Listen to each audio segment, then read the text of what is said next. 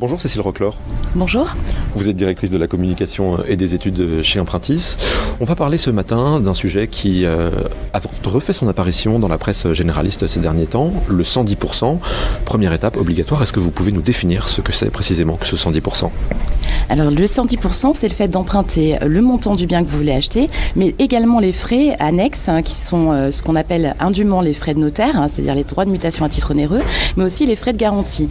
Donc vous allez emprunter 100% de votre bien et 10% représente les frais que vous allez devoir payer à la banque, mais aussi au notaire. Et donc on a entendu que ce 110% revenait à la charge, on a même parlé d'explosion du 110%.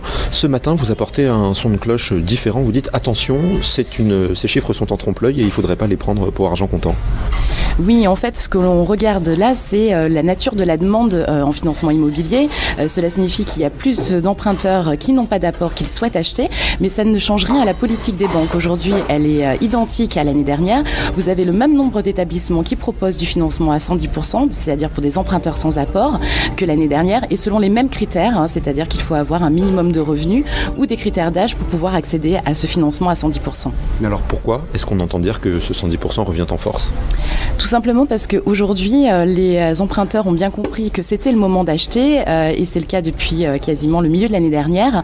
Et du coup, on voit revenir sur le marché des ménages qui n'avaient pas d'apport et qui se disaient jusqu'à présent que ce n'était pas possible et qui souhaitent bénéficier des conditions qui restent quand même historiques en matière de taux et de prix et qui souhaitent acheter un nouveau bien.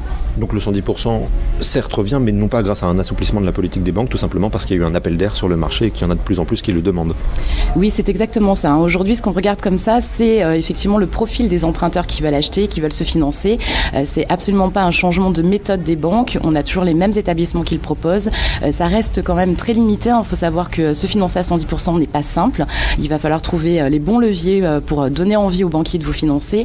Et donc, pas de changement des politiques des banques, juste un changement de profil des emprunteurs. Et justement, pour rebondir ce que vous nous dites, quels sont ces bons leviers qui vont permettre de se financer ? Alors, il va falloir rassurer encore plus la banque que d'habitude, c'est-à-dire que votre dossier doit être parfait, aucun mouvement en négatif sur votre compte, des comptes extrêmement bien gérés. Et puis, il va falloir expliquer au banquier pourquoi vous n'avez pas réussi à constituer une épargne. D'abord parce que la prise de risque pour lui va être plus importante. Si jamais vous devez revendre très rapidement le bien, il va certainement perdre ces 10% ou vous allez les perdre. Et puis ensuite, parce que du coup, s'il veut vous financer à 110%, il faut qu'il imagine ce qu'il peut faire avec vous de plus. Par exemple, si vous avez des revenus évolutifs parce que votre métier va vous permettre d'avoir des évolutions de salaire rapidement, ou si vous êtes jeune et que vous avez commencé à travailler il y a peu de temps, ça s'explique. Si par contre, vous avez vécu depuis un petit moment et que vous n'avez pas réussi à mettre d'épargne de côté, le banquier va s'inquiéter de votre incapacité à mettre de l'épargne et donc un budget serré. Ou alors, il va falloir lui dire que vous avez eu des financements à faire comme les études des enfants ou d'autres frais annexes qui justifient le fait que vous ayez utilisé votre épargne et pas pour un projet immobilier. Cécile Roclor, merci pour toutes ces réponses. Je rappelle que vous êtes directrice de la communication et des études chez Empruntis. Merci beaucoup.